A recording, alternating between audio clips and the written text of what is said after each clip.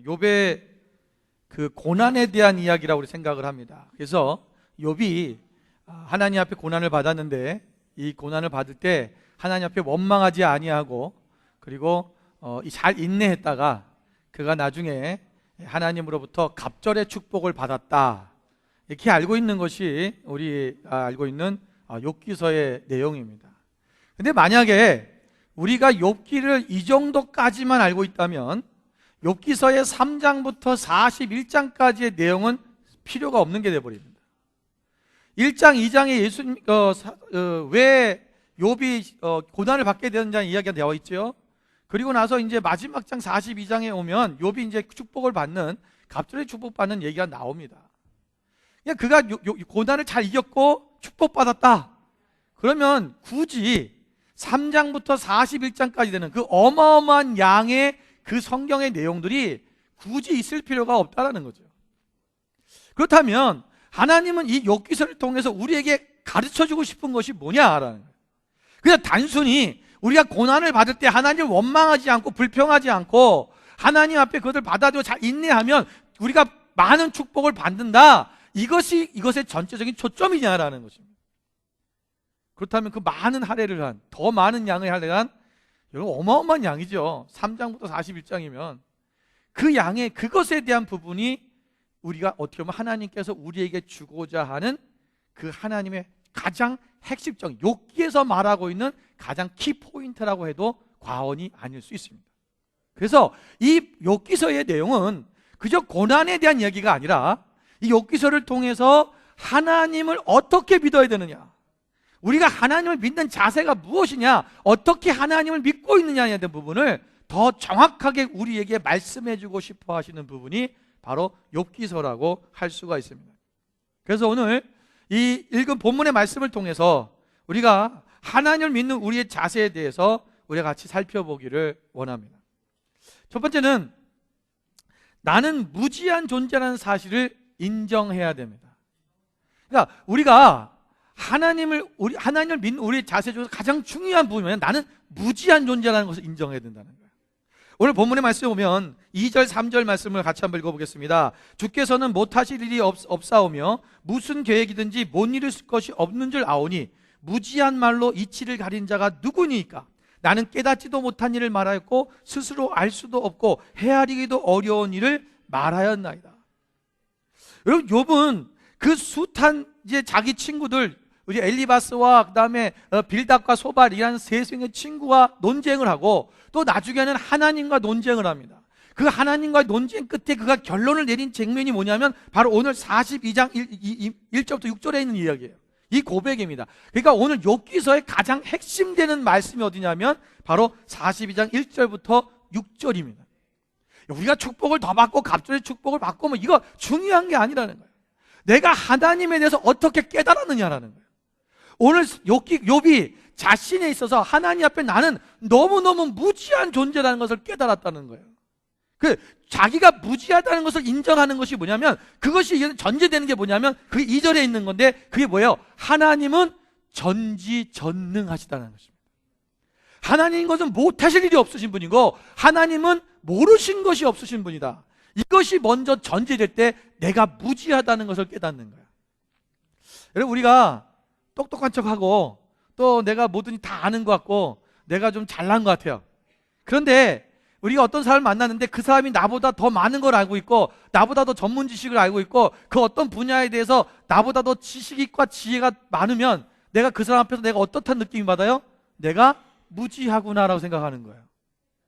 그러니까 나보다 지혜로운 자를 만나고 나보다 지식이 많은 자를 만나면 내가 무지해지다는 것을 깨닫는 것처럼 오늘 우리가 하나님이 전능자라는 사실, 그분이 모르시는 것이 없으신 분이라는 것을 깨닫는 순간에 뭐 하는 거예요? 내가 내 자신이 부족하다는 것, 내가 무지하다는 것을 그때 깨닫기 시작하는 거예요. 이 중요합니다.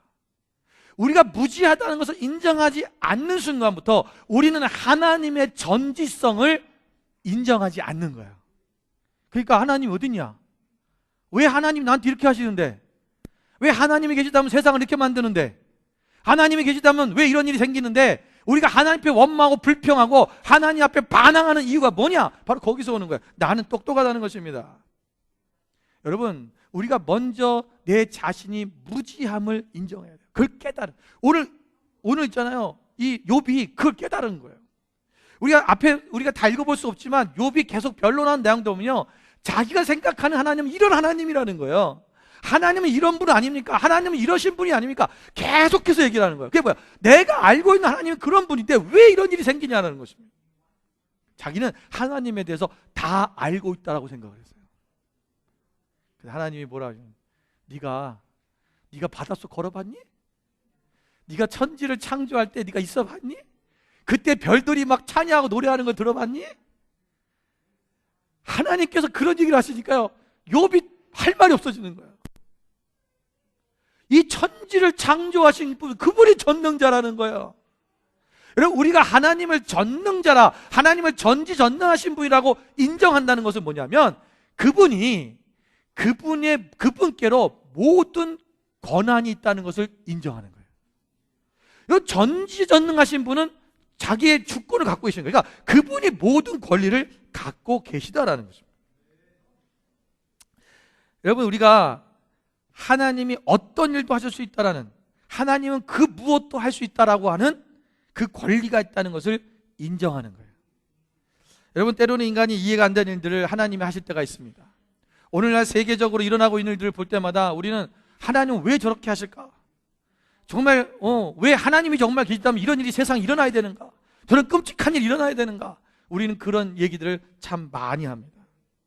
여러분, 어떤 일을 하는 데 있어서, 하나님께서 어떤 일을 하시는 데 있어서 그 정당성을 인간에게 구하셔야 할 의무가 하나님께는 없습니다. 왜? 하나님은 절대 주권자시기 때문에. 왜? 이 우주를 창조하신 분이니까. 하나님이 전지전능하신 분이라고 한다면 그분께 모든 권리가 있는 거예요.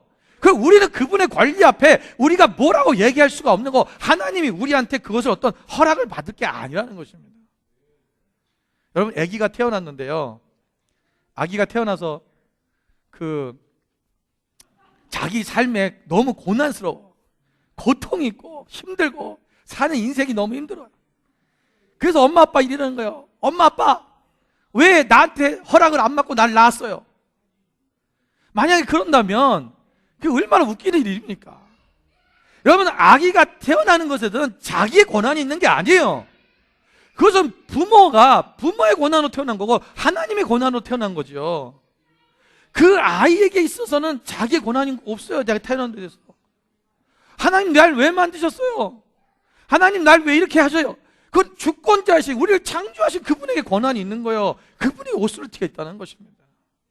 이게 인정이 안 되면요, 하나님을 믿을 수가 없는 거예요. 우리의 신앙이 거기서부터 멈춰지는 겁니다. 그러니까 어떤 상황들이 우리 가운데 일어날 때, 여러분, 로마서 9장 21절에 말씀에 오면, 토기장이가 진흙 한 덩어리로 하나는 귀 있을 것을, 하나는 천이 있을 것을 만들 권한이 없느냐? 토기장에게 자기가 만든 토기에 대한 권리가 있듯이 하나님 역시 우리의 일에 대한 권리가 있는 것입니다. 여러분, 토기장이가 하나는 만들어서, 나는 만들어서 너는 왕이 쓰는 그릇을 만들고, 하나는 개밥 그릇을 만들고, 그걸 토기장의 마음이에요. 개밥 그릇이, 날 왜 개밥 그릇을 만들었어요? 아무리 외쳐도 소용없는 거예요. 그거는 만든 자의 고난이라는 것입니다. 여러분, 이걸 먼저 인정하고 들어가야 돼요. 그러니까 우리가 하나님 앞에서, 욥은요, 하나님 말씀을 통해서 이 사실을 자기가 알았다고 이제 고백하는 것입니다. 그래서 내가 무지한 말로 이치를 가린 자가 누구니까? 사실 이 말은요, 앞에 이 38장 2절에 보면 무자한 말로 생각을 어둡게 한 자가 누구냐라고 하나님이 이제 욥에게 말씀하시는 거예요. 그 말을 그대로 갖다 따다가 다시 얘기하는 거예요. 그 자가 누구냐? 바로 나다라는 거예요. 저는 몰랐어요. 자기는 유식한 줄 알았어요. 자기는 모든 걸 다 알고 있는 줄 알았어요. 자기는 하나님의 뜻대로 살고 있다고 생각했어요. 그런데 그것이 아니라 내가 지금 보니까 하나님하고 상관없이 살고 나는 정말 무지한 자였구나. 내가 바로 무지한 자요, 깨닫지도 못한 일을 말하였고 스스로 알 수도 없고 헤아리기도 어려운 일을 내가 지금까지 말하였습니다. 하나님이 우주를 창조했어요. 이거 봤니? 그걸 실질적으로 자기가 체험하고 하나님과 어떤 속에서 그것을 깨닫지도 못하면서 그냥 지식적으로만 얘기했다는 거예요. 지식적으로만. 하나님이 날 구원했어요. 예수님이 날 구원했어요. 이거를 정말 내 피부적으로 내 삶 가운데 체험해서 얻은 게 아니라 내 지식적으로만 얘기했다는 거예요. 이게 오늘 욥의 고백입니다. 여러분, 아브라함은요, 이 하나님께 모든 권리가 있다는 것을 그는 알았어요. 하나님 앞에 모든 주권, 하나님 앞에 모든 권한이 있다는 것을 아는 사람은 그 즉시 순종할 수 있는 거예요. 그가 이삭을 바치라고 했을 때, 이삭을 바칠 때 즉시 순종할 수 있는 뭐냐면 이 모든 생명의 주관자가 누구냐? 하나님이라는 걸 알았기 때문에. 여러분, 그 히브리서 11장 19절 말씀에 보면 그 말씀이 있잖아요. 그가 하나님이 능히 이삭을 죽은 자 가운데서 다시 살리실 것을 생각한지라. 비유컨대 그를 죽은 자 가운데서 도로 받은 것이시냐. 이렇게 하면 죽은 자 도로 받은. 이게 무슨 말이에요? 아브라함과 사라가요, 육신적으로는 이미 아기를 낳을 수 없는 상태. 다시 말하면 태는 죽은 것 같았다는 거예요. 그러니까 육신적으로는 아기를 낳을 수 없는 다 죽었어요. 그런데 그 죽은 곳에서 생명을 태어나게 하신 분이 누구예요? 하나님이잖아요.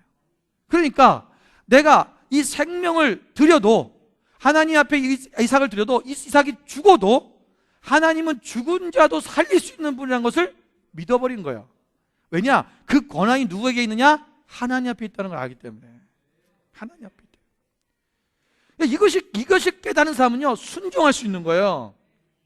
그러니까 우리가 하나님이 전지전능하시고 그분의 주권이, 모든 권한이 그분께 있다라고 생각한다면 오늘 내 삶 속에 어떤 게 없어져도, 내가 이것이 없어도 살 수 있고 하나님이 나를 채우시고 인도하시고 나의 모든 삶을 인도하신다는 것을, 그걸 과감하게 순종할 수 있는 믿음이 생긴다는 것입니다.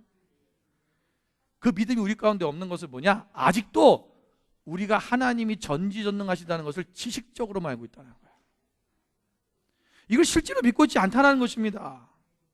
내 삶에 두려운 거예요. 그것이 없으면 그냥 그것에 하나님의 역사가 일어나지 않는다고 생각하는 거죠. 오늘 우리가 이 말씀들을 온전히 하나님 앞에 드리며 하나님 안에서 우리가 믿음 안에서 그 권한을 하나님 앞에 온전히 올려드리고 그분께 있다는 것을 믿고 의지하며 나가는 그런 삶이 우리 가운데 있어야 될 줄로 믿습니다.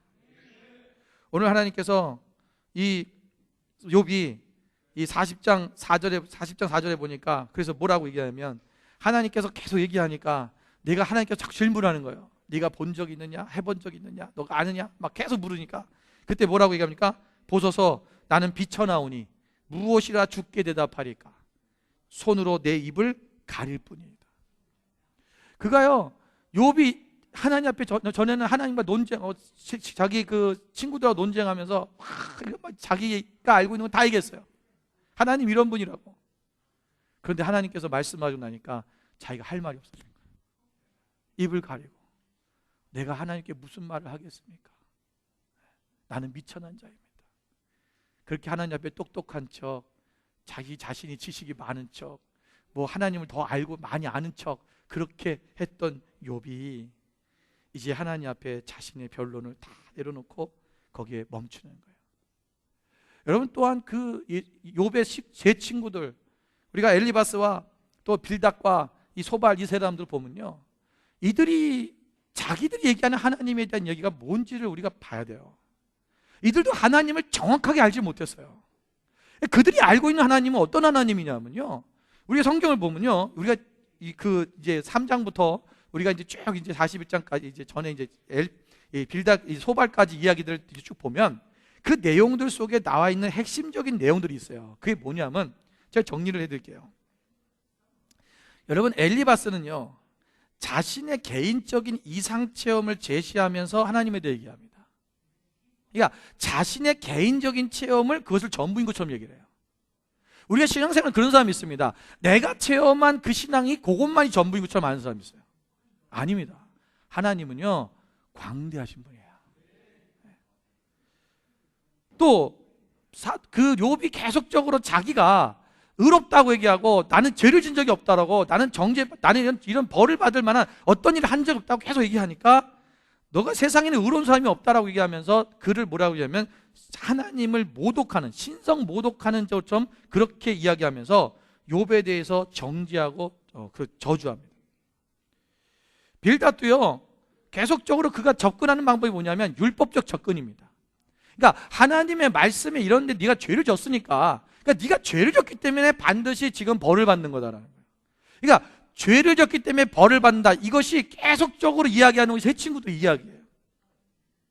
소발도 얘기하는 게 뭐냐면 죄에 대한 보응에 대한 얘기입니다. 그래서 네가 회개하라는 거죠. 회개 안 하면 너는 저주 가운데 있을 것이다. 계속 네가 자꾸 빨리 회개해야 된다. 네가 죄를 졌으니까 지금 벌을 받는다고 하는 인과응보적인 이러한 사상 속에서 계속 얘기하는 거예요. 여러분, 이들의 이야기를 잘 들어보면 지금 무슨 얘기를, 어디서 우리가 이게 볼 수 있냐면, 예수님 당시에 바리새인과 서기관들이 예수님을 공격했던 이야기랑 비슷합니다. 세상에 의로운 자가 어딨냐? 네가 하나님의 아들이라고 너 신성 못 오겠다라는 거죠. 그래서 그를 예수님을 십자가 못 박아 죽여버렸어요. 계속인 율법인 잣대를 가지고만 얘기합니다. 율법을 지켰냐라는 거죠. 율법을 지켰으면 네가 하나님 앞에 네가 축복을 받을 것이고, 율법을 안 지켰으면 네가 벌을 받는 거다. 너는 지금 안 지켰으니까 벌을 받고 있는 거야. 벌을 받고 있으니까. 그러니까 우리가 이것이 이거 착각하고 있는 건데, 이거 나중에 이것을 다시 한번 설명을 해드릴 것입니다. 이게 뭐냐면 율법주의 사상이에요. 이것 속에서 결국 저들은 하나님이 어떤 분인지를 알지 못하고 자기들이 가지고 있는 율법적 사고 속에서 그것을 모든 걸 판단하고 정죄하고 결정짓는 이런 모습들을 보게 되는 거죠. 그만큼 우리가, 여러분, 오늘날 우리가 하나님을 믿는 많은 크리스찬들 또한 하나님을 믿는다고 하면서 하나님에 대해서 정확히 알지 못하고 우리가 율법적인 그런 신앙생활을 하고 있는 사람이 많아요. 그래서 내가 하나님 앞에 주일 성수 잘하고 11조 잘 내고 내가 봉사 잘하고 있으면 내가 오늘 하나님 앞에 복을 받는다고 생각하고 있는 거예요. 지금 욥이 그 얘기하는 거예요. 이 세 명의 친구도 똑같은 얘기하는 겁니다. 그 시대적으로 그들이 알고 있는, 그들이 갖고 있는 신앙적 사고가 뭐냐면, 내가 하나님 앞에 죄 짓지 않냐고 하나님 앞에 열심히 그 법을 지키면 복을 받는다라는 거예요. 그러니까 욥이 전에 복을 받았던, 자기가 부자로 살던 때는 내가 죄를 짓지 않았기 때문에, 내가 하나님 말씀을 살았기 때문에 내가 복을 받는다라고 생각하고 있었다는 거죠. 그런데 지금 당장에 고난이 오니까 내가 뭔 죄 졌냐는 거죠. 내가 무슨 죄를 졌냐는 거야. 계속 그 얘기를 합니다. 그리고 이 세 친구들도 뭐야? 네가 죄 졌으니까 네가 지금 벌 받는 거야. 여러분, 우리의 고난은요, 우리가 꼭 죄를 졌다고 해서만 오는 것은 아닙니다. 그렇지 않을 수도 있죠, 그죠? 우리가 이제 뒤에 또 얘기를 할 텐데, 이것을 잘못 알고 있는, 그것을 자기들이 하나님에 대해서 잘 알고 있다고 생각하면서 그렇게 서로 논쟁하고 있는 그 모습들을 보게 되는 거죠. 오늘 욥은 하나님께서 욥에게 말씀하신 게, 그래서 그에게 그것을 깨닫게 하시는 거예요. 정말 하나님 앞에는요, 우리가 어떠한 상황도 하나님이 모든 것이기 때문에 내가 지금 아무리 내가 죄를 짓지 않고 의롭게 살아도 내 안에 고난이 올 수 있고, 하나님의 주권이라는 거예요. 우리에게 모든 걸 걷어가시는 것도 하나님이고 주시는 분도 하나님이고, 그 모든 것을 하나님이 하시는, 하나님의 권리 가운데 있는 것인데, 그것에 대해서 너희가 무엇을 했기 때문이 아니라는 거예요. 그거를 말씀해주고 있는 것입니다. 두 번째는 우리가 하나님 믿는 자세 속에서 중요한 거면 하나님을 묵상해야 됩니다. 날마다 묵상해야 됩니다. 오늘 4절 말씀해 보니까, 내가 말하겠사오니 주는 들으시고 내가 죽게 묻겠사오니 주여 내게 알게 없소서. 여러분, 이전까지는 아마도 욥이 하나님 앞에 막 그 자기의 그 사실을 막 토해내는, 자기의 고난 속에서 하나님 앞에 자기를 토해내는 그 얘기들을 보면 그냥 하나님께 일방적으로 막 얘기하는 거예요. 어쩌면 아마 욥이 그 전까지 하나님과 이런 교제하는 시간들이 없었는지 몰라요. 그냥, 왜냐하면 여기 성경에 보면 나중에 나오지만 5절에 보면 자기가 주님을 들은 걸로만 알았다는 거예요. 귀로만 들었다는 거예요. 그러니까 누구의 귀로만 들었다는 말은 뭐냐면 하나님의 음성을 들었다는 얘기가 아니라 다른 사람에게 하나님이 이런 분이다라고 들었다는 거예요. 그래서 이 사람은요, 자기가 하나님 앞에 어떤 하나님에 대해서 하나님 얘기해야 되는데, 그 하나님을 그분을 만나고 묵상한 것이 아니라 그저 그냥 하나님에 대해서 이런 분이야 라고 생각한 거예요. 그냥 오늘 우리가 하나님 앞에 날마다 주님 앞에 묵상하며 나가야 됩니다. 여러분, 여기 보면 38장 3절의 말씀에 보면 이런 말씀이 있습니다. 너는 대장부처럼 허리를 묶고 내가 네게 묻는 것을 대답할지니라. 이것은 하나님께서 무슨 말이냐면, 내가 네게 지금 묻는 것을 대답하라는 말은 내가 지금 묻는 그 말을 네가 자꾸 생각해 보라는 거예요. 그러니까 하나님의 말씀을 하나님이 주신 말씀들을 자꾸 생각해보고 또 그분께 다시 묻고 그리고 그분의 말씀을 생각하는, 이것이 하나님 앞에 묵상하는 것입니다. 오늘 이 4절 말씀에 보면 똑같이 이렇게 얘기하잖아요. 내가 말하겠사오니 주는 들으시고 내가 주께 묻겠사오니 주여 내게 알게 하옵소서. 자신의 생각을 말하는 대신에 하나님의 말씀을 생각하고 생각하는 것, 이것이 묵상입니다. 욥은 이전에 보면 자꾸 자기 생각을 얘기하잖아요.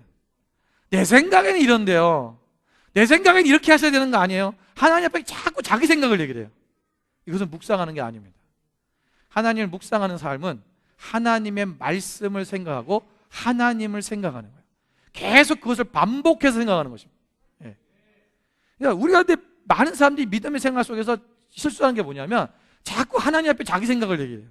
제 생각에는요, 하나님, 내 생각엔 이게 맞는 것 같은데요, 내 생각에 이렇게 하는 게 좋을 것 같은데요. 여러분, 우리가 절대 권리자 앞에 우리가 권한이 뭐 하나님 앞에 있는데 그 권한을 가진 하나님 앞에 우리의 얘기를 우리가 아무리 한다는들, 우리가 하나님 앞에 요청할 수 있어요. 하나님 도와주세요, 하나님 이렇게 해주세요, 요청할 수 있지만 하나님 앞에 우리가 모든 것을 하나님의 뜻을 들어보지 않고 내 뜻만 자꾸 제시하고 내 생각을 거기에 관찰하려고 하는 그러한 신앙의 습관을 버려야 된다. 이것을 바꿔야 됩니다. 묵상하십시오. 여러분, 말씀이 우리 가운데 새겨져야 됩니다. 말씀이 우리 가운데 자꾸 새겨지고 또 새겨지기 시작하면 그 사람은요, 지혜롭게 되어줄 수밖에 없습니다. 시편 119편 97절 98절 말씀에 보면 내가 주의 법을 어찌 그리 사랑하는지요, 내가 그것을 종일 작은 소리로 읊조리니이다. 얼마나 주님의 말씀을 사랑하지, 매 종일 하루 종일 읊조린다. 말씀을 읊조리는 거예요. 주의 계명들이 항상 나와 함께하므로 그것들이 나를 원수보다 지혜롭게 하나이다. 여러분, 우리가 하나님의 말씀을 항상 읊조리고, 이것은 뭐야? 하나님의 말씀 항상 묵상하는 거예요. 그리고 주의 계명, 하나님의 말씀을 항상 나와 그렇게 함께 하시면 그것들이 나를 원수보다 지혜롭게 한다. 그래서 여러분 지금 성경을 여러분 읽고 계시잖아요, 그죠? 우리 100일 통독을 하고 있는데 여러분 성경을 읽으시면서 어떤 일들이 일어나고 있어요?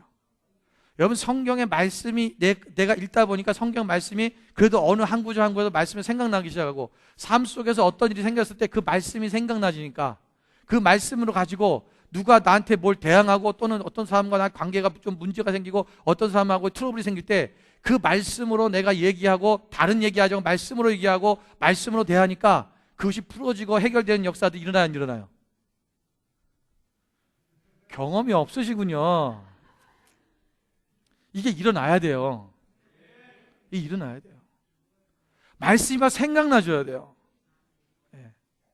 그래서 그렇게 하면 우리가 원수들과 싸울 필요도 없고요, 우리 안에서 하나님의 말씀이 살아서 역사하심을 통해서 그 말씀이 나타남을 통해서 문제들이 해결되는 역사들이 막 일어나기 시작해요.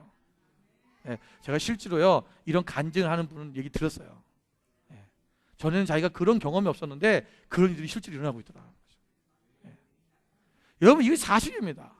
이럴 수밖에 없고요. 그래서 말씀이 우리 가운데 날마다 우리 가운데 있어져 채워지도록 우리가 나가야 돼요. 여러분, 그래서 여호수아 1장 8절 말씀은 이 율법책을 내 입에 떠나지 말게 하며 주야로 그것을 묵상하며 그 안에 기록된 것을 다 지켜 행하라. 그리하면 내 길이 평탄하게 될 것이라 내가 형통하라고 말씀하셨잖아요. 말씀을 주야로 묵상하라는 거예요. 그 말씀을 날마다 붙잡고 떠나지 않냐고 말씀을 묵상하며 그대로 지켜 행하면 내 길이 평탄하고 형통하게 될 것이다. 우리의 형통과 평탄의 길을 주시는 하나님의 말씀을 묵상해야 된다는 것입니다. 고린도서 3장 3절의 말씀에 보면 너희는 우리로 말미암아 나타난 그리스도의 편지니 이는 먹으로 쓴 것이 아니요 오직 살아계신 하나님의 영으로 쓴 것이며 또 돌판에 쓴 것이 아니요 오직 육의 마음판에 쓴 것이라. 우리가 우리의 마음판에 하나님의 말씀으로 우리 가운데 새겨줬다는 거예요. 그 우리가 편지라는 것은 우리의 삶 자체가 그리스도를 나타내지는 거예요. 오늘 우리가 말씀을 날마다 묵상하고 말씀 가운데 거하는 사람은요, 우리 삶 가운데 나타나게 되어지고 우리 삶이 실질적인 그리스도를 증거하는 삶이 되어줄 수 있다는 것입니다. 말씀으로 채워주십시오. 여러분, 말씀이 우리 가운데 채워지지 아니하면 사단은 우리 안에 말씀이 없으면 사단이 세상에 다른 더러운 것들을 우리 속에 자꾸 집어넣습니다. 여러분, 우리 교회에 선교센터가 있잖아요. 거기 옆에 이제 불이 나고 막 그래갖고 참 공터가 생겼습니다. 그 공터가 생겼을 때 여러분 거기를 다 이제 막 그 불도저로 밀어가지고 다 공터를 만들어가지고 지금 이제 그 땅이 있었는데 거기다 아무것도 안 심고 그냥 놔뒀어요. 그러니까 지금 이제 3년째가 거의 다 돼가는데 여러분 3년째 되고 보니까 정글이 돼버린 거예요. 완전 정글이 됐어요. 그런데 이 정글이 된 정도가 아니고 캥거루가 나와. 캥거루가. 이거 제가 이번 주에 찍은 거예요. 우리 뒤에 주차장입니다. 이게 공터에 저 큰 놈이에요. 이렇게 쓰니까 저희 집 막내보다 세영이보다 큰 것 같아요. 예, 큰 놈이요. 여기서 막 뛰어다니더라고요. 제가 월요일 화요일 이틀 동안 목격했습니다. 그래서 사진 찍어 놓은 거예요. 여러분 그냥 놔두면 그냥 잡초가 무성하고요. 아니 심지도 않으면 나무 같은 게 막 자라요. 그 숯불이 익어졌어요 지금. 예. 그러니까 동물이 나타나지 않은 거예요. 예. 여러분 호주에 살면서 캥거루 한 번도 못 보신 분들은 센터로 놀러 오시기 바랍니다. 우리 안에 하나님의 말씀으로 우리 마음은 밭이거든요. 이 영토예요. 땅이거든요. 이 땅은요 무엇인가를 심지 않으면 반드시 잡초가 자라게 돼 있어요. 그러니까 하나님의 말씀으로 이것이 씨앗이 떨어져서 거기 심겨져야 되는데 그것이 심겨지지 않으니까 사단이 다른 것들을 갖다 떨고 버리는 거예요. 이거는요 그냥 뭘 갖다 누가 심지도 않았는데 자동적으로 나오죠. 우리 안에 세상의 어두운 것들과 저 세상의 정욕과 욕심과 막 이런 더러운 것들이 우리 가운데서 계속 자라나기 시작하는 거예요. 그러니까 우리가 세상에 어떻게 해요? 우리 마음 가운데 그것이 있으니까 우리의 삶이 그런 삶을 사는 거예요. 그런 삶을 살아요. 우리가 하나님 앞에 여러분 날마다 이 말씀을 묵상하며 사십시오. 말씀을 날마다 읊조리십시오. 그것을 생각하면 절대로 세상의 더러운 것들이 내 안에 들어오질 못해요. 예. 말씀이 딱 그것을 우리가 보호하는 거예요. 그래서 하나님의 말씀대로 살아가는 그 능력이 우리 가운데 일어나기 시작하는 것입니다. 마지막 세 번째로는 하나님을 경험해야 합니다. 경험한다는 말은 체험한다는 말 같아요. experience라고 하는데 영어로는 경험하다, 체험하다. 여러분 욥이 지금까지 알고 있는 하나님은 어떤 분이었냐? 이걸 먼저 한번 봤으면 좋겠어요. 첫 번째로 욥이 지금까지 알았던 하나님은 어떤 하나님이냐면요, 자기의 의로 말미암아 구원에 이른다고 하는 이 오해를 하고 있었습니다. 욥은요 굉장히 자기가 의롭게 살면 구원을 받을 거라고 생각하는 거예요. 자, 여러분 보면 이 욥은 자기가 그래서요 열심히 자기가 하나님 앞에 정말 최소한의 법을 다 지켰어요. 율법을 지킨 거예요. 예. 하지 말라는 거 안 한 거야. 여러분들 하나님께서는 하지 말라는 것이 중요한 게 아니에요. 자, 율법 보세요. 자, 보자. 여러분 부자 청년이 있잖아요. 기억나시죠? 성경에 보면 예수님께로 부자 청년이 찾아왔어요. 근데 이 부자 청년이 예수님께 내가 어떻게 하면 영생을 얻겠습니까? 묻지요. 그때 예수님께서 그에게 내가 이런 계명을 지켰냐고 물어보시는데 그 계명들이 뭐냐면 5계명부터 10계명이에요. 부모를 공경해라. 그다음에 살인하지 말아라. 간음하지 말아라. 도둑질하지 말아라. 거짓 증거하지 말아라. 남의 것을 탐내지 말아라. 하나님께서 이상하게 이 사람에게, 이 청년에게 앞에 있는 1계명부터 4계명에 대한 것을 너가 이거 지켰냐 이거 물어보지 않았어요. 이건 물어보지 않고 5계명부터 10계명까지만 물어보십니다. 이거 지켰니? 그러니까 이 청년이 뭐라 했어요? 네, 다 지켰어요. 나는 그걸 어렸을 때 지켰어요. 그래? 그러면 예수님께서 뭐라 그랬어요? 네가 가지고 있는 재물을 다 팔아서 네가 가난한 자에게 나눠주고 넌 날 따라라. 그랬더니 이 부자 청년이 재물이 많은 거로 근심하며 돌아갔다 그랬어요. 여러분 여기서의 중요한 핵심이 뭐냐면요, 예수님께서 지금 이 청년에게 부족한 것이 무엇인지를 아셨어요. 이는 율법을 지켰어요. 지켰는데 무슨 율법을 지켰냐면 하지 말라는 건 안 한 거예요.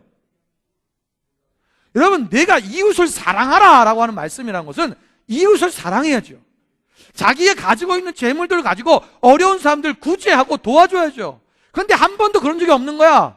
그냥 내가 저 사람 거 뺏은 적이 없고 남에게 해코지한 적 없고 내가 거짓 증거한 적 없고 간음한 적 없고 살인한 적 없고, 그러니까 난 계명을 지켰다라고 생각하는 거예요. 그러면 내가 복을 받는 줄 아는 거예요.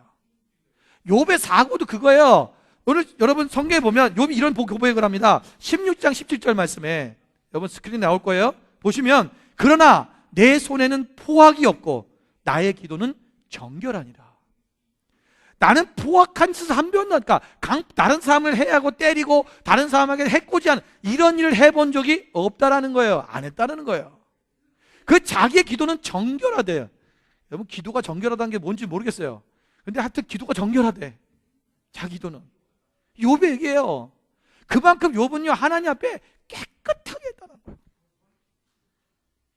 그런데 그게 뭐냐면요, 이게 바로 율법주의적 사고예요.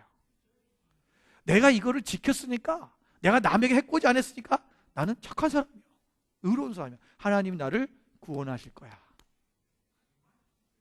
여러분 구원은 예수 그리스도의 보혈로 말미암아 이루어지는 것입니다. 여러분 욥이요 1장 5절에 보면 그들이 차례대로 잔치를 끝내면, 자기의 아들들이 잔치를 끝내고 나면, 생일잔치를 끝내고 나면 그들이 혹시라도 죄를 졌을까 봐 성결하게 해줬어요. 아침에 일어나자마자 번제를 드리게 했어요. 그러니까 이런 얘기예요. 여러분 우리 삶 속에 우리가 죄를 짓지 않게 해야 되는 건데, 내가 죄를 져놓고 내가 예를 들면 이 사람을 한 대 때렸어. 죄를 져놓고 돌아가서 교회 가서 하나님 용서해 주세요, 그러면 죄가 없다고 생각하는 거예요. 우리의 삶이 뭐냐면, 내가 주님 앞에 번제만 드리면 된다, 깨끗해졌다라는 거예요. 왜? 근데 그 당시에는요 여러분 번제를 드리면 자기 죄가 전가됐기 때문에 나는 이제 깨끗해진 거예요. 그러나 우리가 죄를 짓고 회개하는 게 중요한 게 아니라 그 먼저 되려면 죄를 안 짓는 게 더 중요한 거죠. 분명히 욥은 그렇게 살았어요. 그렇게 살았을 거예요. 그런데 자기의 자녀들이 혹시라도 그랬을까 봐 그것을 번제로 드리고, 또 그들이 혹시라도 죄를 하나님 욕되게 했을까 봐 항상 그것을 하나님 앞에 막 전전긍긍하는 거예요. 이게 뭐냐면 율법을 어길까 봐 전전긍긍하는 막 그런 모습이 보이는 거죠. 옛날에 우리 어른들이 주일날은 일하면 안 된다 그래갖고 주일날 무슨 뭐 주일학교에서 뭐 필요해서 못 쓰면 저희 어렸을 때는요 목사님한테 혼났어요. 그 주일학교 선생님들이 뭐 필요한 게 있는데 미리 준비 안 했다가 주일날 사갖고 오면 주일날 돈 썼다고 막 난리가 났습니다. 막 큰 죄를 진 것 같아요. 그때는 막 그냥요 지옥이 떨어지는 줄 알았어요. 우리가 지금 들으면 웃기잖아요. 근데 그 당시에는 그게요 벌벌벌 떨 일이었어요. 어떻게 감히, 애들이 강대상에 올라오잖아요. 어떻게 감히 강대상에 올라가고, 그랬다니까요. 지금은 개나 소나 다 올라오지만 이게 중요한 게 아니다니까. 이 장소가 중요한 게 아니라 우리 안에 하나님이 정말 계시고 내가 하나님을 모시며 그분의 마음과 그분의 뜻대로 살아가고 있느냐, 이게 중요한 건데, 우리는 항상 형식과 그런 어떤 율법적인 이런 것에 빠져 있는 이 신앙이 욥의 신앙이에요. 두 번째는요, 욥은 죄를 짓지 않으면 고난이 없을 거라고 하는 오해를 갖고 있었어요. 그러니까 내가 죄를 짓지 않는데 왜 고난이 오지? 여기 10장 6절에 보면요, 나의 허물을 찾으시면 나의 죄를 들추어내시니까 주께서는 내가 악하지 않은 줄 아시나이다. 주의 손에서 나를 벗어나게 할 자도 없나이다. 여러분 지금 욥이 막 간절하게 지금 얘기한 게 뭐냐면, 내가 죄가 없는데 나에게 고난이 왔다는 것은 그럼 나에게 어떤 조그마한 그 죄라도 찾으시려고 지금 그런 겁니까? 나의 허물이 없는 걸 하나님이 아시잖아요. 근데 나한테 왜 이런 고난이 왔어요? 하나님 앞에 항변하는 거예요. 여러분 아까도 말씀드린 것처럼 고난은요 우리가 꼭 죄를 지어서만 오는 게 아닙니다. 근데 그 당시 사람들은요 고난은 무조건 죄 때문에 온다 그랬어요. 자기 죄 때문에. 그래서 우리가 장애가 되든지 병에 걸리든지 이상한 병에 걸리든지 뭐 죽든지 모든 것이 생기면요 뭐 가부가 되든 고아가 되든 이게 다 누구 때문이야? 지 죄 때문인 거예요. 예수님 당시 그 얘기했잖아요. 전부 다. 우리의 고난은요 우리 하나님이 우리를 연단하시기 위해서 주실 때도 있어요. 우리 연단을 위해서. 왜? 우리 훈련시키기 위해서, 더 정금같이 나가기 위해서, 불 속에 들어가면 더 금이, 더 정금이 되는 것처럼 우리를 계속 불 속에 들어감을 통해서 우리가 더 정금해서, 나의 죄 때문이 아니라 우리가 하나님의 은혜 가운데서 하나님의 은혜로 말미암아 하나님이 나를 더 쓰시기 위해서, 강하게 하기 위해서 우리가 고난 가운데 갈 때도 있다라는 것입니다. 여러분, 고난을 두려워하지 마십시오. 여러분, 고난은 우리가 어떻게 보면 우리가 하나님과 더, 주님께로 더 가까이 가는 어떤 지름길일 수 있습니다. 그래서 욥의 심정을, 여러분, 욥의 얘기가 그건 거예요. 내가 하나님 앞에 이렇게 잘했는데, 나는 죄진 적도 없고, 나는 하나님 뜻대로 살았고, 나는 하나님 앞에 정말 번제도 잘 드리고, 나는 주일 성수 빼는 것도 없고, 난 기도도 열심히 하고, 난 성경도 100번씩 읽고, 그런데 하나님 나에게 왜 이런 일이 생깁니까? 라는 거예요. 오늘 이러한 고백이 우리 가운데 있는 사람들이 많아요. 그런 상황들이 막다뜨립니다, 실제로. 그런데 그게 하나님이 여러분을 미워해서도 아니고 여러분의 죄 때문도 아니라는 거예요. 하나님은 우리를 하나님의 자녀로서 더 하나님을 알게 하기 위해서, 더 깊이 그분을 체험하게 하기 위해서, 욥이 이 일 때문에 하나님을 만났잖아요. 내가 전에는 귀로 듣기만 하였사오나 이제는 눈으로 주를 배웁나이다. 이제는 주님을 눈으로 배우는 것 같이 만났다라는 거예요. 이 고백이 실제적으로 그 욥 가운데 지금 일어나고 있는 것입니다. 여러분, 우리가 하나님 앞에, 하나님을 정말 주님 앞에서 이러한 경험이 있어야 돼요. 세 번째 욥이 갖고 있는 오해가 뭐냐면, 욥은요, 죽으면 다 끝난다고 생각을 했어요. 그러니까 미래에 대한, 하나님에 대한 소망이 없습니다. 그러니까 어떻게 보면 이 사람은요, 현세주의자라는, 그러니까 이 모든 이 세 친구들도 마찬가지입니다. 다 현세주의자예요. 현세에 지금 일어나고 있는, 지금 현재 일어나고 있는 일이, 너가 지금 고난받고 있기 때문에 너는 죄인이다, 너는 죄를 졌어, 이런 거죠. 그러니까 나는 지금 현세에 고난 받으니까 이제는 내 살 소망이 없다는 거예요. 그러니까 여러분 보세요. 처음에 이 세 친구들이 와가지고 그 욥이 막 고난 받고 있으면 왔을 때 세 친구들이 처음부터 와서 막 욥한테 뭐라고 하지 않았어요. 7일 동안 그와 함께 울어줬어요. 그냥 울었어, 같이 울었어. 그의 처지가 너무 딱해서 같이 셋이서 울었어요. 그리고 여러분, 그것도 하루가 7일 동안 울었대요. 이런 친구들이 어디 있습니까? 그런데 그것이 끝나고 3장에 딱 1절 들어가면서 그때부터 누가 얘기하면 욥이 먼저 말한 거예요. 욥이 뭐라고 그러냐면, 내가 안 태어났으면 좋을 뻔했다. 나는 태어나지 말았을 걸 그랬다. 그래서 자기가 태어났을 때 그 상황들을 쭉 얘기하면서, 그때 이랬으면 내가 안 태어났을 텐데. 그렇게 얘기를 하니까 그때부터 이제 엘리바스랑 이제 빌닷이랑 소발이 막 얘기를 하는 거예요, 이제. 그러면서 욥이 나중에 계속 그들과 대화할 때 끝말마다 하는 말이 뭐냐면, 나 죽여달라는 겁니다. 데려다가 달라는 거예요. 여러분, 하나님의 자녀는요, 여러분, 이 생명의 또한 모든 주권이 하나님께 있습니다. 우리를 보내신 시기도 하나님이 정하신 거고요, 우리를 데려가신 시기도 하나님이 정하신 거예요. 우리가 지금 너무 고난스럽다고 해서 하나님 나 데려가 주세요, 이게 꼭 사람들이 보면요, 아주 의로운 것 같고 자기가 믿음이 좋은 것 같이 생각을 해요. 아니에요. 제가 전에도 한번 말씀드린 적이 있는데, 저희 어머님이 믿음이 참 좋으신 분인데, 제가 한 10년 전에, 10년 좀 안 됐나요? 네. 그때 이렇게 막 갔더니 한번 가서 뵀는데 몸이 너무 안 좋으신 거예요. 몸이 너무 안 좋으시니까 본인이요, 삶을 놓고 있어 계시더라고요. 그러면서 이제 뭐라고 하시냐면, 나는 하나님 앞에 언제 데려가 달라고 자기가 기도했다는 거예요. 그때 가면 된대. 그러니까 이게 살다 가면 된다는 거예요, 그냥. 제가 너무 화가 났어요. 저희 어머니한테 한 번도 그런 적이 없는데 제가 어머니한테 앉혀놓고 딱 얘기를 했어요. 가르쳤죠. 그러니까 지금 무슨 말씀을 하시는 거예요? 생명의 주관자는 하나님이신데, 하나님 앞에 지금 이 생명을 하나님 앞에 지금 뒤라고, 내가 내 마음대로 하게 해달라고 얘기하는 건 똑같은 거 아닙니까? 그 하나님이 주권자신 하나님을 내가 지금 그 권한을 뭐 하는 거예요? 월권하는 거예요, 월권.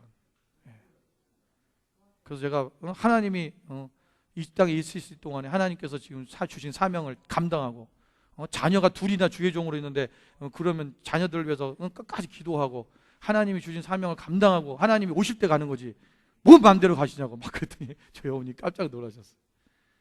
그때 정신을 번쩍 차리시더라고요. 지금까지 잘 살고 계십니다. 건강하게. 더 오래 사실 것 같아 내가 볼 때. 여러분 무슨 얘기냐면요, 사람들이 그 얘기가 그렇게 얘기하는 게 자기가 믿음이 좋은 사람처럼 생각해요. 나는 이 세상에 소망이 없어. 나는 오직 하나님의 소망이 있으니까, 나는 오직 그분께 있으니까, 이렇게 생각하는 거예요. 여러분 우리가 그 권한, 하나님께 주권에 대한, 하나님의 권한에 대해서 그거를 인정하지 않기 때문에 그런 거예요. 그러니까 자살하는 사람들, 하나님을 모르고 하나님의 주권을 인정하지 않는 겁니다. 그래서 자살하는 거를 자살하면 안 된다고 얘기하는 거예요. 스스로 목숨을 끊는 것은 아닙니다. 하나님이 오라고 할 때 가시는 거예요. 오늘 우리가 하나님 앞에서, 여러분 이 말씀 앞에 욥이 이런 잘못된 오해들을 하다 보니까 자신이 하나님을 온전히 만난 적이 없으니까 그런 오해들을 하고 있는 거예요. 들은 걸로만 신앙생활 한 거죠. 하나님이 이렇더라 하니까 그것만 듣고 한 거예요. 사실 이 당시에는요, 그 사람들이 무슨 어떤 성경이 있지 않은 시대예요. 욥기 시대는요, 욥은 족장 시대입니다. 그러니까 우리가 지금 야곱하고 동시대 사람이라고 봐요. 왜냐하면 우리가 뒤에 보면 이제 하나님께 욥에게 다시 축복을 하실 때 전에 알던 사람들이 왔고 전부 다 한 캐시탁을 하나씩 주고 가요. 그걸로 다시 이 사람이 일어나는데, 야곱에 보면, 창세기에 보면 야곱이 이 캐시타로 땅을 사는 장면이 나옵니다. 그래서 그때 당시 쓰던 화폐 단위이기 때문에 족장 시대 사람으로 우리가 보죠. 시대적으로 그렇고, 그리고 나이도 이 사람이 200살까지 살았잖아요. 족장 시대만 그 나이까지 살았습니다. 거의 100 몇십 살까지, 160살, 140살, 200살 이렇게 살 수 있는 나이대가 그 시대예요. 그 이후부터는 수명이 줄어듭니다. 그러니까 이 사람 그 당시에는 성경이 있는 게 아니에요. 그냥 아브라함도 들은 하나님 아는 거예요. 그냥 계속 들은, 조상 때부터 들은 얘기들, 사람들한테 들은 얘기. 그런데 아브라함 하나님 특별히 택하셔서 그가 그 순종했고 결국 하나님의 그 선택된 백성의 그 민족이 되어지는 하나의 조상이 된 거고, 욥은 이제 그런 조상이 된 건 아니지만 욥 또한 그냥 들은 걸로만 한 거예요. 오늘 하나님께서 그를 체험하게 하시는 것입니다. 여러분 하나님을 경험한 자와 그렇지 못한 사람과는 그 신앙의 모습이 천차만별, 완전히 다릅니다.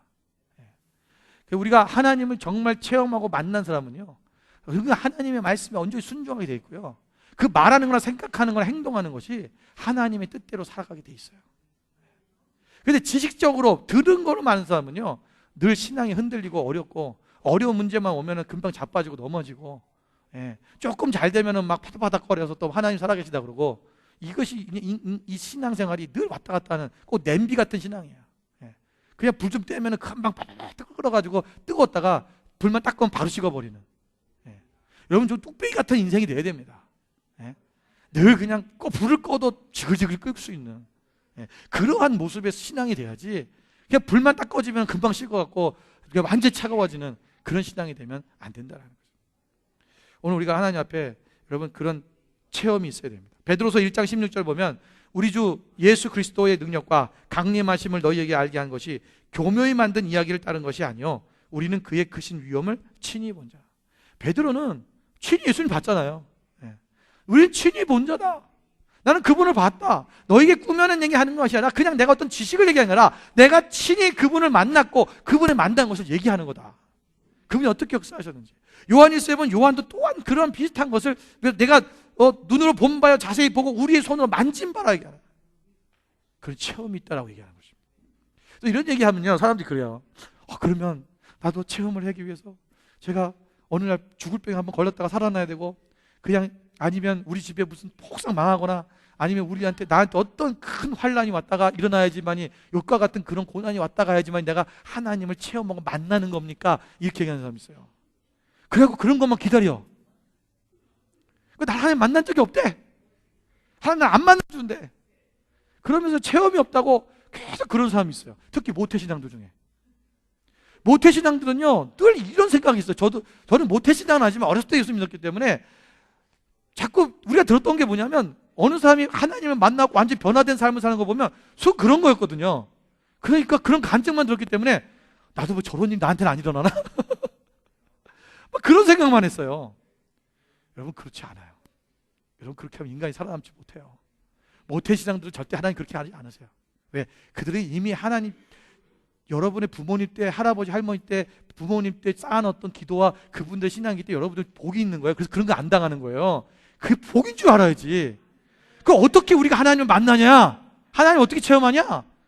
하나님과 교제해야 하는 거예요. 그거 안 하니까 못 만나는 거예요.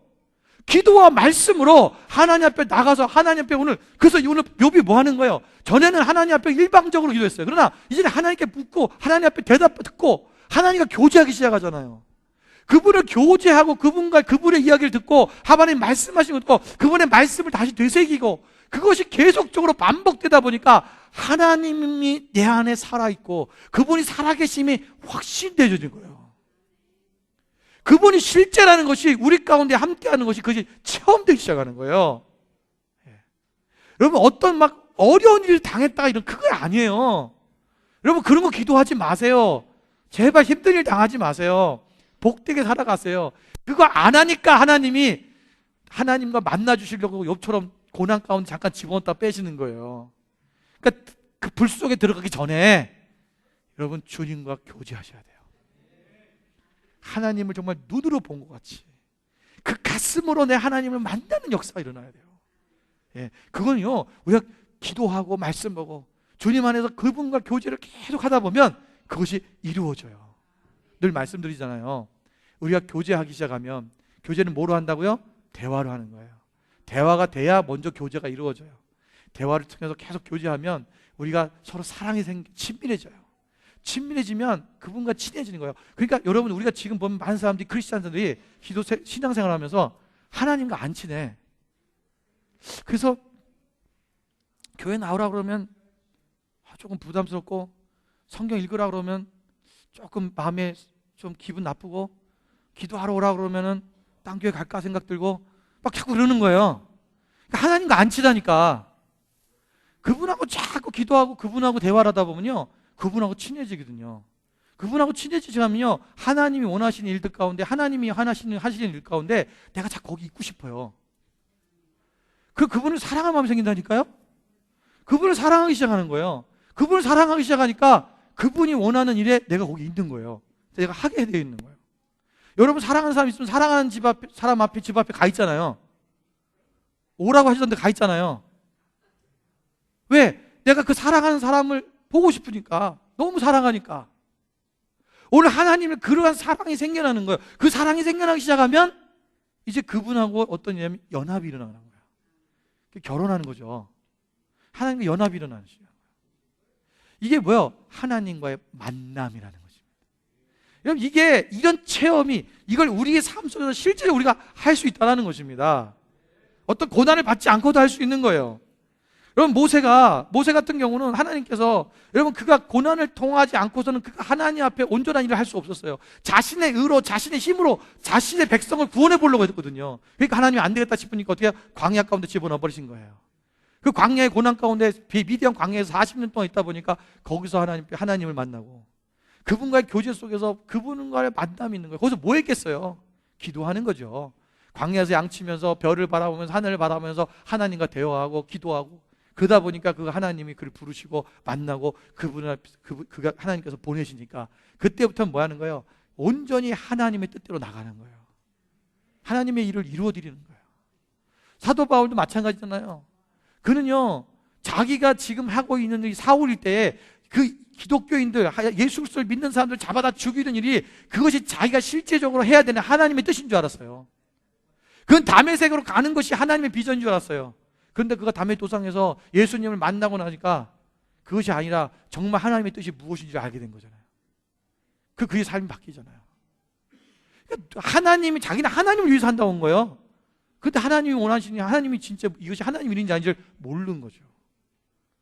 그런데 그분을 만나니까 하나님의 뜻이 무엇이고 하나님이 원하시는 게 뭔지를 알고 이제 그 길로 가는 그런 사람이 되었다는 것입니다. 여러분 우리가 하나님과의 친밀한 교제를 통해서 하나님을 경험하십시오. 하나님을 살아계심을 확신하는 믿음 가운데 서십시오. 우리가 하나님을 만나야 됩니다. 이제는 귀로만 듣는 그것에 멈추지 마시고 이제 눈으로 주를 배우는 것 같은 그분과의 확실한 그분을 만나는 역사가 우리의 삶 가운데 이루어져야 되는 거예요. 그러면 이제 우리가 하나님 앞에요 왈구왈구한 게 없어요. 하나님 왜 이렇습니까? 왜 이런 일이 생깁니까? 왜 이렇게? 여러분, 하나님 주권자이신 그 하나님 앞에 그거 하는 거 아니에요. 그래서 계시록에 보면 4장 8절에 뭐라 그랬습니까? 그 요한이 하늘의 그 보좌 가운데 하나님을 보니까 하늘의 보좌에서 네 생물이 있는데 이 네 생물이 하나님을 찬양하는 거예요. 하나님을 하루 종일 찬양하더래요. 밤낮으로. 근데 그 찬양하는 노래소리가 뭡니까? 거룩하다, 거룩하다, 거룩하다. 주 하나님 곧 전능하신 이요. 전에도 계셨고 이제도 계시고 장차 오실 이시니라. 우리가 하나님을 찬양할 수 있는 얘기는 오직 이거밖에 없다는 거예요. 그분은 거룩하시다는 거예요. 어떤 일을 하셔도 거룩하신 분이에요. 거룩하다, 거룩하다. 그분은 전능자시라는 거예요. 그분은 이제도 계시고 지금 과거에 전에도 계셨고 이제도 계시고 장차 오실 분이라. 그건 뭐예요? 하나님은 모든 곳에 계신 분, 편지하신 분이라는 거예요. 무소부재하신 분이라는 거예요. 그래서 전지전능 무소부재가 여기서 나오는 거예요. 여러분, 우리는 하나님을 그것만 찬양하면 된다. 그거밖에 할 게 없다는 거예요. 천국에서 할 수 있는 게 그거밖에 없다는 거예요. 오늘 우리가 육신이 있고 이 땅에 살고 있다 보니까 하나님을 잘 몰라서 맨날 한다는 소리가 하나님 앞에 이러쿵저러쿵 얘기하는 거예요. 정말 우리가 하나님 앞에 서면요 그분을 찬양할 수 있는 거, 얘기할 수 있는 이거밖에 없어요. 당신은 거룩하십니다. 당신은 전능자이십니다. 당신은 무소부재하십니다. 어디든지 계신 분입니다. 여러분, 이게요 정말 짧은 단어 같은데 어마어마한 진리가 담겨져 있는 거예요. 이것만 믿으면, 이것만 우리가 가슴 가운데 이것이 믿어지고 이것이 우리 안으로 채워지기 시작하면 우리의 신앙의 삶은, 우리 현세의 삶은 정말 하나님의 뜻 안에서 온전히 살아갈 수 있는 하나님의 백성이 될 수 있다는 거예요. 이 믿음의 자세를 가져라. 이 믿음의 자세를 가져라. 여러분, 의로운 자인 것처럼 하지만 그는 죄인입니다. 인생은 죄인이 아닌 사람이 없습니다. 아무리 의인을 할지라도 하나님께서 의인이라 칭해주는 건요 하나님이 그냥 그렇게 해주시는 거예요. 오늘도 우리에게 의인이라 칭한 것은 예수 그리스도의 보혈로 말미암아 칭해 주신 거죠. 여러분, 노아가 당대 의인인데 의인 같은 삶이 그가 전체 다 그러지 않았어요. 그가 나중에 홍수 후에 나가자마자 술을 진탕 먹고요 옷을 벌거벗고 누웠었는데 그 아들이 보고서는 그 하체를 봤다는데 그 하체를 봤다는 표현이 학자들마다 의견이 많지만 어떤 표현인지 우리가 보면 좀 안 좋은 표현도 있어요. 그 의인이냐는 것입니다. 여러분, 소돔과 고모라에서 의인을 구해 주신다고 하나님 말씀하셨어요. 근데 롯을 구원하셨습니다. 롯이 의인입니까? 아닙니다. 하나님의 입장에서 그냥 의인이라고 칭해 주는 거예요. 왜냐하면 어떻게 보면 상대성이죠. 그 안에 소돔과 고모라 성에 살고 있는 사람 중에 그나마 네가 의인이잖아. 그나마 네가 더 나은 거예요. 오늘 우리는 예수님 때문에 의인이라 칭함을 받은 거예요. 우리 의인이 아닙니다.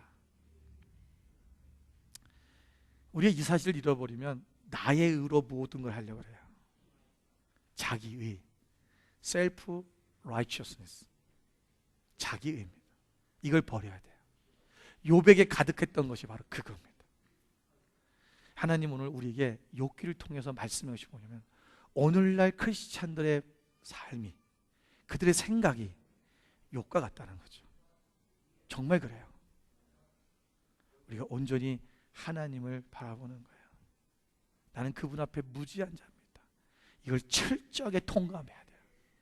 그래야 그분이 전능자가 되고 그분께 모든 주권을 드리고 이제는 내가 주님의 말씀만을 묵상하고 주께 듣고 이제는 그분과 실제적인 체험 통해서 그분을 만나는, 눈으로 보는 것 같은 그런 친밀한 교제 속에서 정말 그래서 진정한 하나님의 뜻을 알고 하나님의 뜻대로 살아가는 그런 이 시대에 하나님이 필요로 하고 하나님이 쓰시고자 하는 그러한 사람, 하나님은 욥이 그런 사람 되기를 원했고 오늘 저와 여러분이 그러한 사람 되기를 원하고 계시는 것입니다. 오늘 우리가 그러한 하나님을 온전히 믿는 그 자세를 오늘 욥기서를 통해서 배운 것처럼 우리가 그렇게 살아가시는 여러분 되시기를 주님의 이름으로 축원을 드립니다. 기도하겠습니다.